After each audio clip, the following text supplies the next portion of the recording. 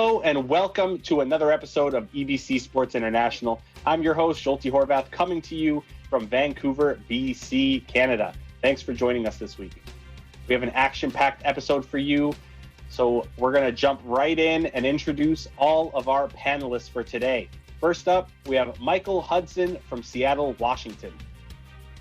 What's good, guys? Good to be back. TB12 back in the Super Bowl, baby. Let's go. All right, next up, we have Mark Nabong from Dallas, Texas. What's going on, everybody? I'm glad to be here again. I would love to just see Mahomes just underhand throws all game. Let's do that. From experts, we're just passionate about our love for sports. Before we get into our discussions today, here are some updates from other sports news that happened this week across the globe. Let's start with the NHL, as it's been reported that the league has borrowed $1 billion, yes with a B, billion dollars from an unnamed lender to split between the 31 teams. The league will create a central entity with the funds to allow all 31 teams to withdraw as much as $30 million to account for cash flow problems, payroll concerns, and additional operating expenses. NHL Commissioner Gary Bettman acknowledged earlier this month that the league is expected to lose billions of dollars this season. The NBA took a similar step in December, raising $900 million in credit to split between its 30-member clubs.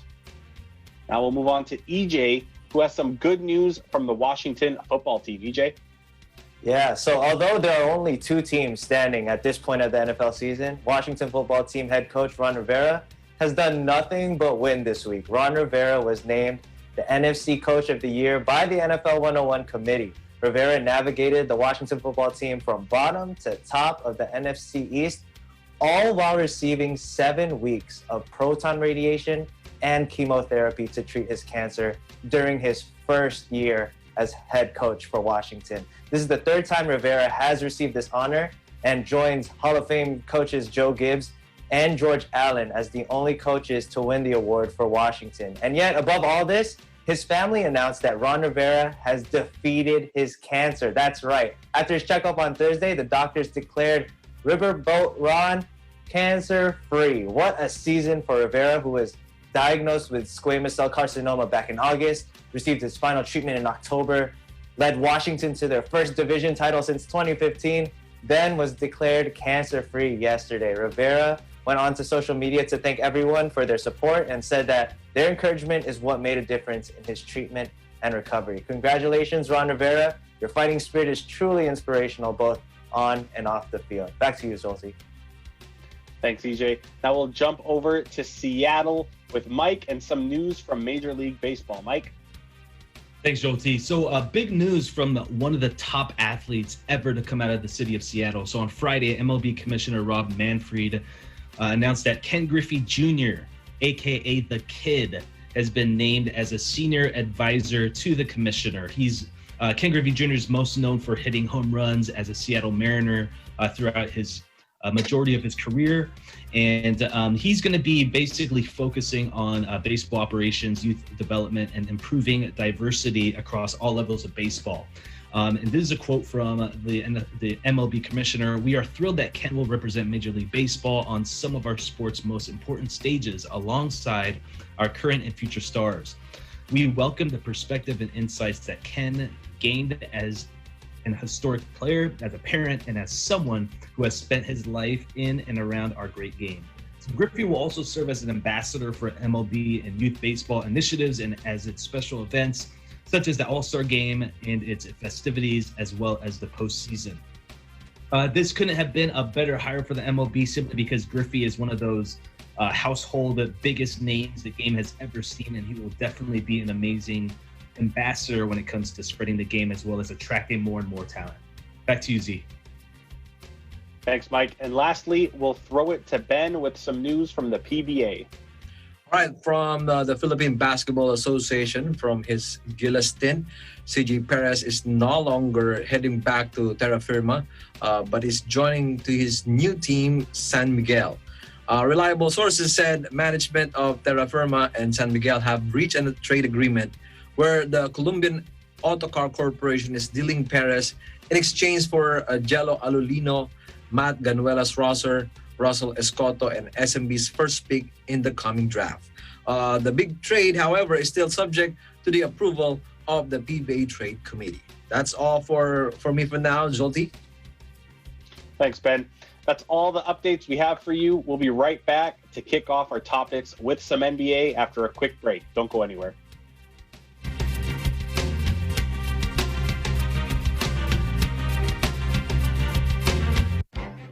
Events happen around us all the time, in our community, in our country, around the world. Events that affect people, move communities, or simply inspire us.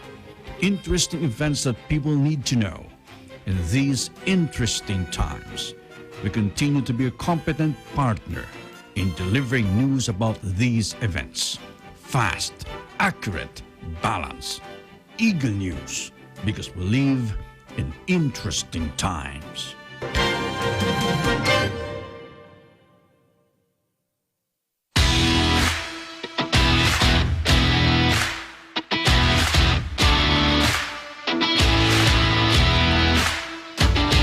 Grabe, saludo ko. At hindi siya pangkaraniwan. Talagang intense na intense. Parang napapanood ko lang siya sa mga international performance. Hindi ko alam bakit ako kinakabahan. Hindi naman ako yung contestant. Sobrang bawa ko. This is Tagisan ng Galing Part 2 Dance Edition!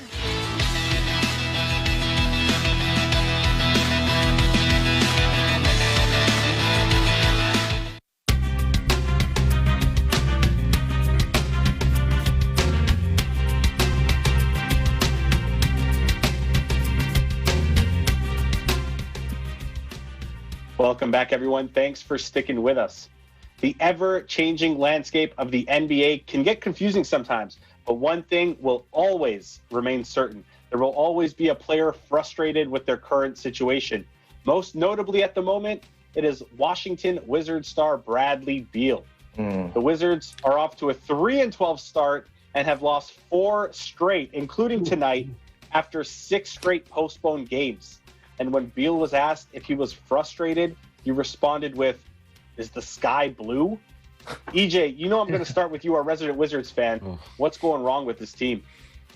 First of all, man, Bradley Beal has some of the best quotes this season so far. So, first, is the sky blue? What kind of question are you frustrated, man? They haven't been winning. Of course they're going to be frustrated. The other one about their defense, and one of his best quotes this year is, "We can't guard a parked car." That's how atrocious they've been playing defensively. But, man, Bradley Beal, man, you got to feel for him and the Wizards. He's having an MVP caliber year. I mean, he'd definitely be in the discussion for MVP if the Wizards had a winning record. You know, everyone on social media is saying free Bradley Beal, coming up with trade possibilities. And I get it. I've even seen some Wizards fans saying free Bradley Beal because they feel for him a lot. I do too, but I don't want to get rid of him. Beal is doing everything in his control to win games. He leads the team in minutes played. He leads the league in scoring with 35.4 points per game. He's giving it all, but the Wizards just aren't winning their games. You know what the crazy stat is, guys? Dating back to last season, 10 games, the 10 games that Beal has scored 40 or more, they lost every single one of those games. So it's tough. He should stop scoring so much. Nah, man, he's doing what he needs to do. Can you? I mean, do you tell Steph to stop scoring? Come on, man. They have to do that. Difference. Well, it's a team game, and he's doing his part. But you know, for this season, not to give excuses, but let's put into perspective what the organization's faced through the past couple of weeks. Right? They lost their starting big, Thomas Bryant, for the year with an ACL injury, big loss. Then the Wizards have the hardest hit with the COVID pandemic, with half the roster out, and that's not their fault. It's not like a situation with like James Harden when they're breaking NBA protocol. It just ended up being the case that these guys all tested positive for COVID. And I think it's because of the teams that they played. I know for sure one of them, Bradley Beal, had to miss one game after playing the Celtics because Jason Tatum was positive with the virus. So with protocols, they're not able to practice. They were saying they didn't even get to see each other. They only saw each other in the parking lots. After the one before them finished taking the test for COVID. So they can't see each other. They're not practicing. And then when they finally get 8 healthy bodies, they had limited practice runs and returned to a schedule that featured 3 games in 4 nights.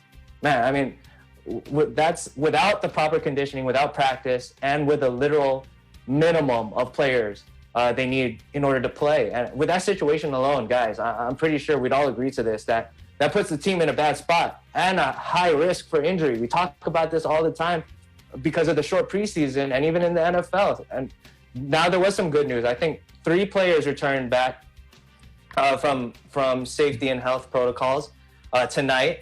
They did lose, but as we witnessed with some of our colleagues who's had COVID, right? These symptoms of fatigue, difficulty breathing, that continues even though you're no longer positive for the virus. So that's probably another thing that's uncontrollable that they have to face in the future. And I know I said I wasn't going to give excuses, but that is the situation. It's tough. It's a tough season. But this is what the media hasn't been saying, guys. With all that said, the Wizards don't need to panic, and Bradley Beal. Why? Because even after tonight's loss, the Wizards are only 3 games back from the 8th, 9th, or 10th spot. They can still make the playoffs. And Bradley Beal has mentioned that he's more focused on turning the season around, and there's still 80% of the season left, man. They can definitely do that. So, yeah, I'm going to be frustrated, but even with the worst record in the NBA, being in the Eastern Conference, only 3 games back from a playoff spot?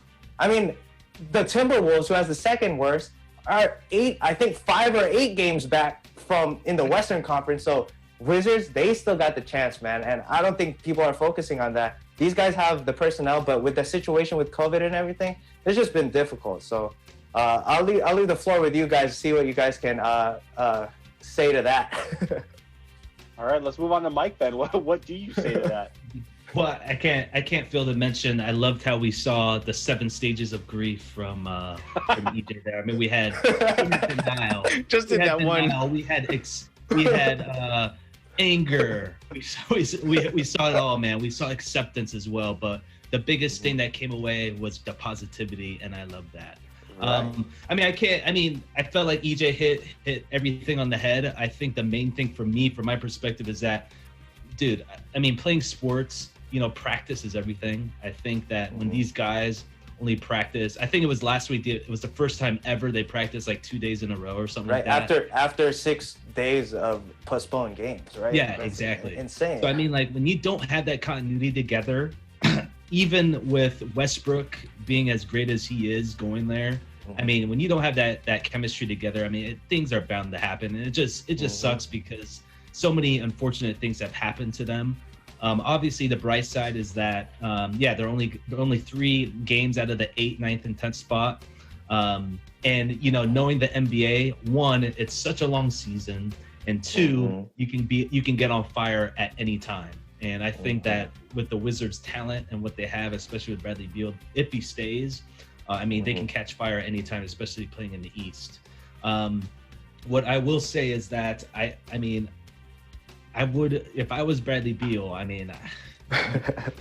as much as he loves DC, I'm sure he loves being there. I mean, you have to get something. I mean, whether you need to make a trade or you gotta get him in a better environment, I don't know. But outside looking in, I think hopefully they can get some practices in and turn it around soon. Mark, Mike brought up Westbrook.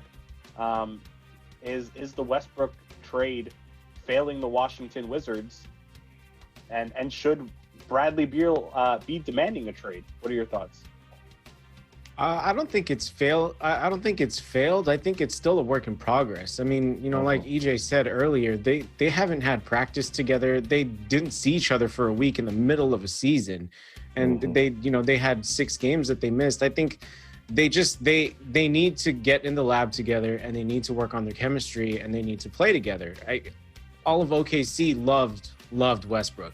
Outside of that, maybe you liked him as a basketball player, but maybe he kind of rubbed you the wrong way, like he rubbed me the wrong way. I don't know. There's just something about him. But you gotta love his tenacity, and you gotta love how much he cares about his teammates and how much he cares about winning. And so I think if there's another person, like that with Beal on this team, and they start to practice together and they start to gel. I mean, Colin Sexton took the Nets out 2 games in a row. If he can do that with the Cleveland Cavaliers, if they get to the 8th spot, I like their chances against the Nets. And EJ, you must be in sales, man, because last week it was the Bills. I was like, yes, let's go. Bills are gonna win. This week I'm jazzed about. Okay, foreshadowing. I'm jazzed about the Wizards. I think they got a really good shot to make this thing work.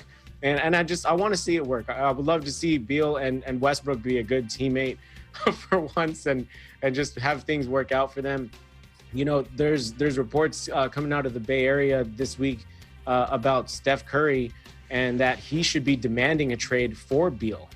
And, you know, if we think about what the Warriors are missing right now, it's consistency from Oubre, and it's defense and scoring. Scoring more than anything than the defense part, because the defense, I don't think many teams are playing defense outside of the Utah Jazz at this point.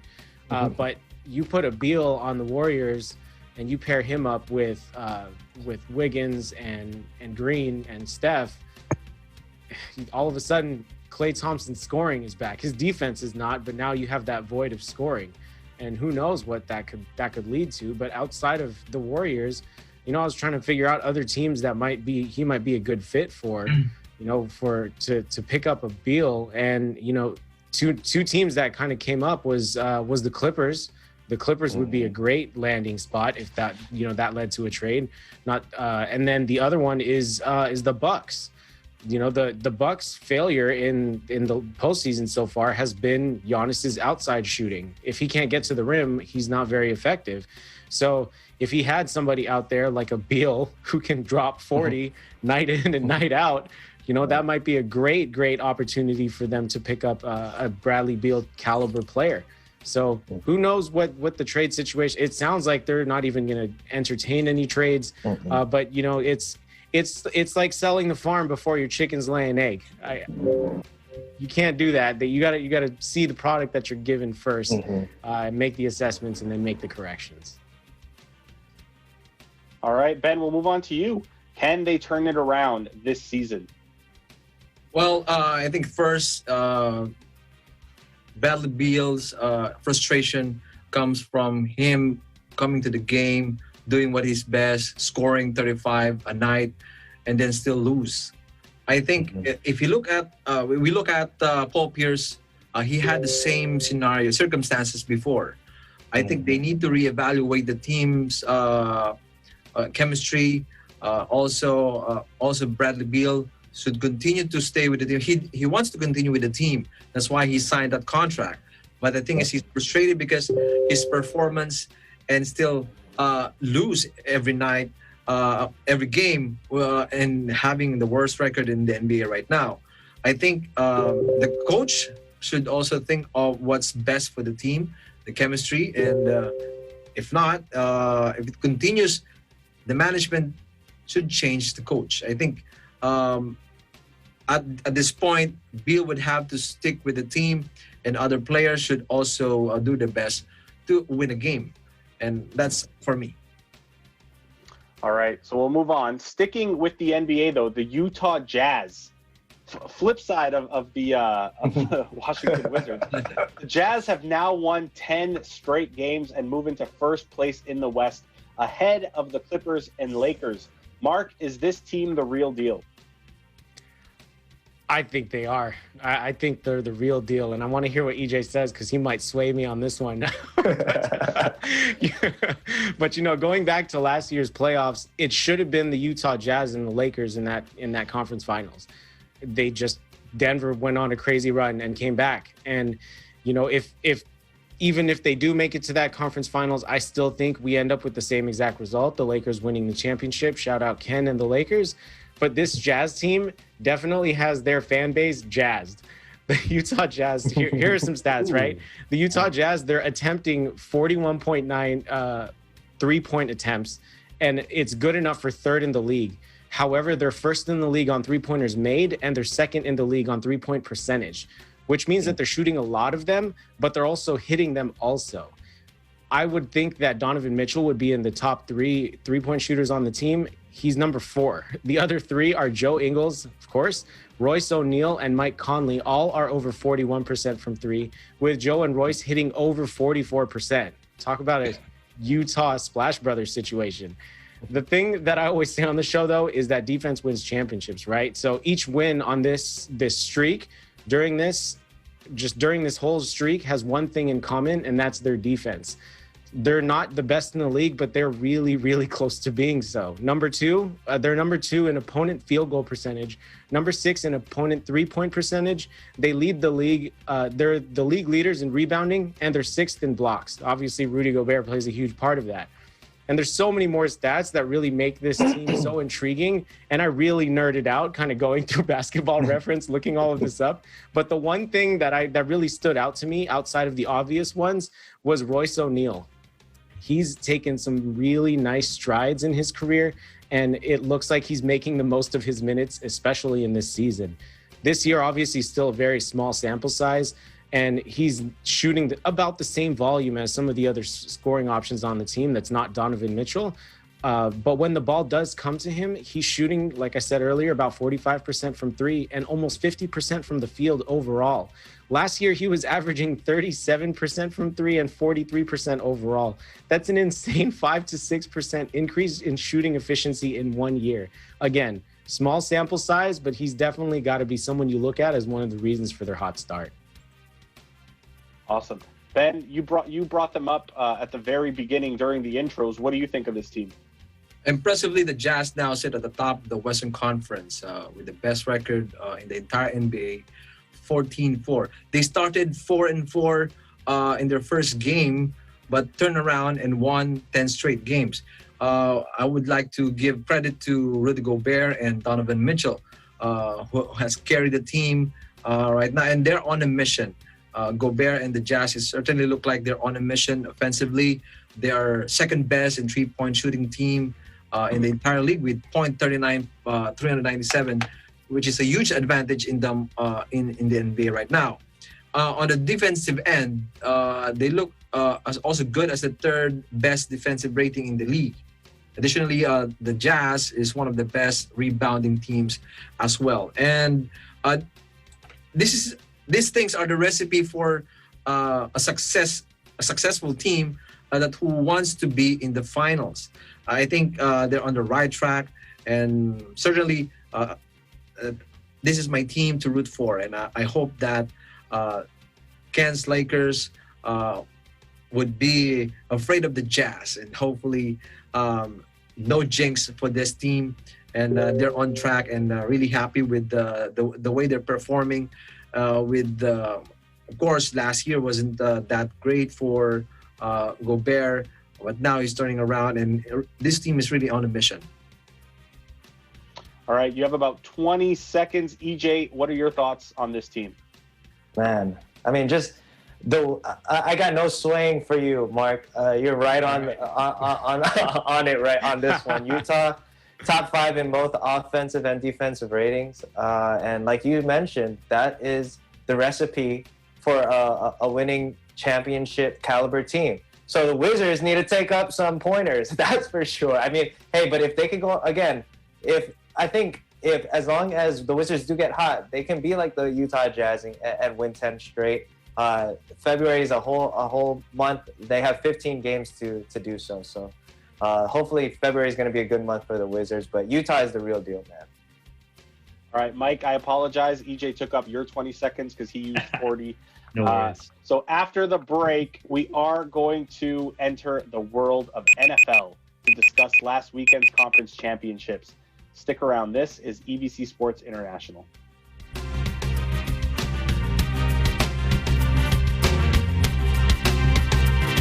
Happy peeps! Tara na't magrakrakan sa Jano Gives Entertainment. That's on Monday at 12 noon, only on Net 25. Happy time. Factual. We have to defeat the virus everywhere. Timely information. Balanced. Not only in the country, but also abroad. I'm certain of one thing. Interviews that people need to know. Watch Aguila Pilipinas. A 1-hour newscast of reports coming from regional hubs in Luzon, Visayas, and Mindanao. Know the important updates in Asia in ASEAN in Focus.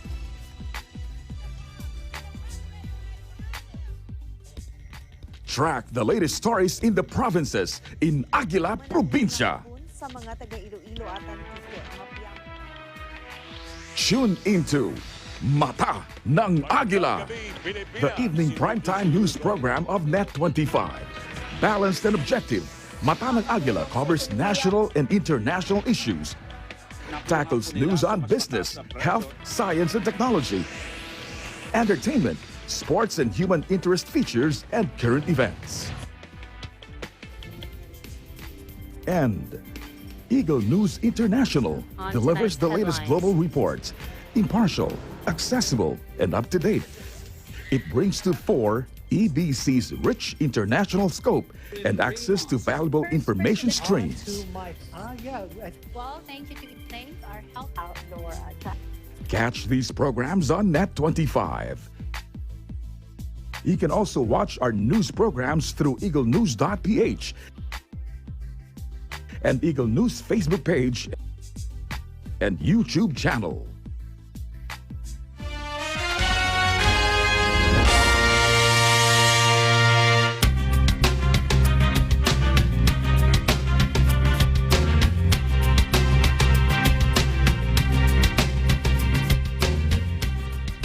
Welcome back to EBC Sports. I'm Jolty Horvath.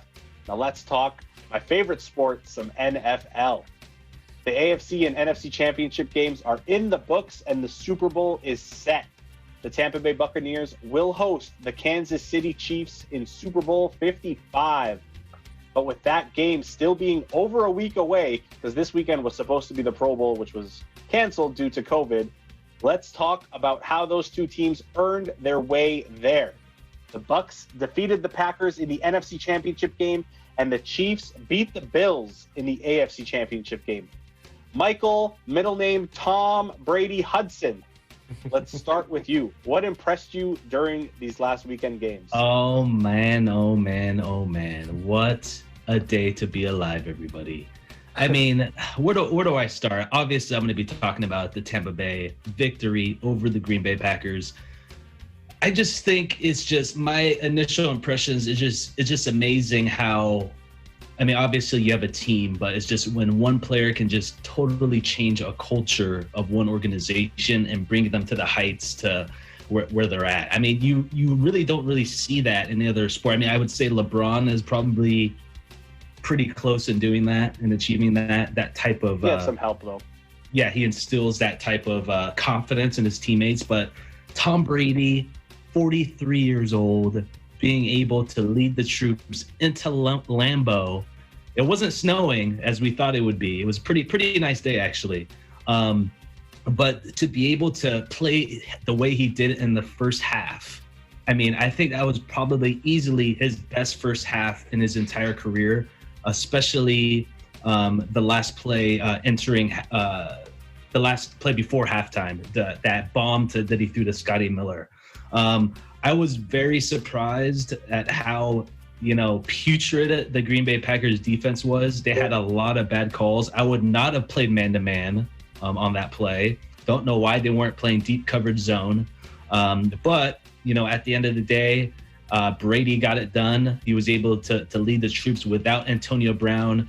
Tampa Bay's two starting safeties were out. And, just again, it just continues to build on his legacy. I don't know. I'm not going to make a prediction yet on the Super Bowl. I'm still kind of, I love both quarterbacks, to be honest, but to be able to go to his 10th Super Bowl, to be able to just witness that and see history like that, I mean, it's an absolutely great feeling. It's amazing.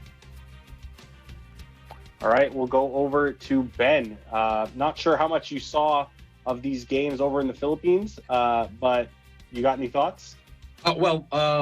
Remember when we talked about Tom Brady going to the Buccaneers and how he will do with the team, and this is the result. And we can still see that he still have the juice in him. And going to the Super Bowl again. And although a lot of people are rooting for the Chiefs to win the Super Bowl, but I think with Tom Brady's experience and having so many championship in his belt, and with so many talented also players in the Buccaneers, I think they have a good chance, and this is a great Super Bowl.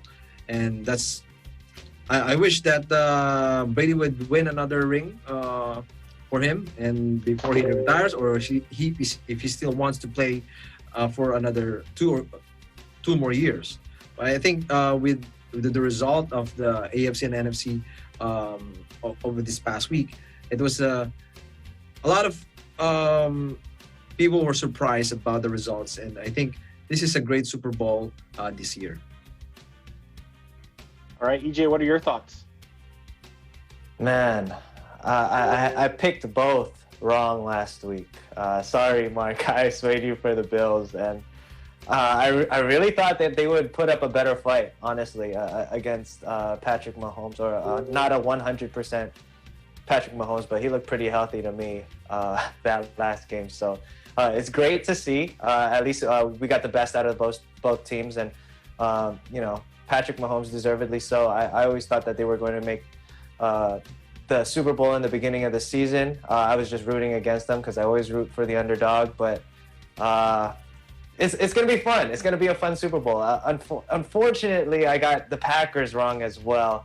I was really hoping for that snow, man, because I thought that was going to intensify, the defense for Green Bay in that game, and it showed that they needed it.